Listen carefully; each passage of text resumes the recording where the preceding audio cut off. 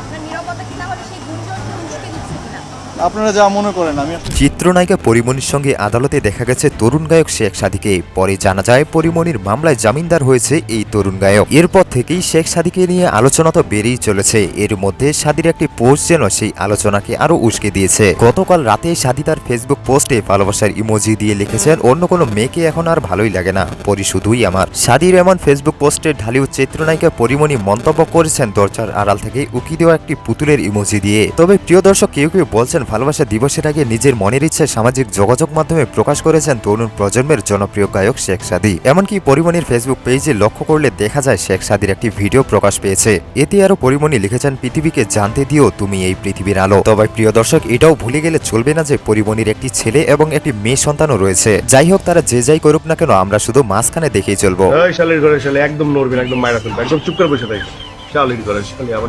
প্রায় 2 বছর আগে মুক্তি পায় রায়হান রাফির সুড়ঙ্গ। এই ছবিটি দিয়ে বড় পর্দায় অভিষেক হয় আফরান নিশোর। ছবি কিন্তু হিট। প্রথম সিনেমাতেই আলোচনায় আসেন নিশো। এরপর বছর যায়, নিশোর নতুন কাজ দেখার অপেক্ষা আর ফুরায় না। এইরকম প্রশ্নের উত্তরে আফরান নিশো বলেন, আমি তো লুকায় ছিলাম না, সবার সামনেই ছিলাম। সিনেমা নিয়ে আমার নিজস্বই একটা ভাবনা আছে। পরিকল্পনা যাই হোক না কেন, নির্দিষ্ট সময়ে আমি আমার দর্শকদের সামনে আসতে চাই। সবকিছুই আগে থেকে তাদের জানিয়ে দিতে হবে, এটা বিশ্বাস করি না। তবে প্রিয় দর্শক, 2023 সালের পবিত্র ঈদ উল ফিতরে নিশোর সুড়ঙ্গ এর সাথে মুক্তি পেয়েছিল শাকিব খানের প্রিয়তমা। যা নিয়ে তো অন্তর্জালে দুই তারকাদের ভক্তদের মধ্যে রীতিমতো ভার্চুয়াল যুদ্ধই বেঁধে গিয়েছিল। এ নিয়ে আবার এখন এসে আফরান নিশো মুখ খোলেন। নিশো বলেন, ইন্ডাস্ট্রিতে সবাই কাজ করবে, সুন্দর সুন্দর কাজ নিয়ে আসবে, দর্শকদের এক এক রকম কাজ দেখার অভিজ্ঞতা হবে। কারোর জন্য তো কেউ কাজ বন্ধ করে দেয় না বা পিছিয়েও দেয় না। ঈদে বা অন্য যে কোনো সময় যারাই কাজ নিয়ে আসবে মোস্ট ওয়েলকাম। নিশো কিন্তু আরো বলেন, নানা রকম কাজ যদি না আসে তাহলে দর্শকদের রুচি কিভাবে পরিবর্তন হবে। শুধু আমার কাজ আসবে সেটা আমি কখনোই চাই না। তিনি বলেন, ভালো প্রতিযোগিতা না থাকলে ইন্ডাস্ট্রি কখনো আগায় না।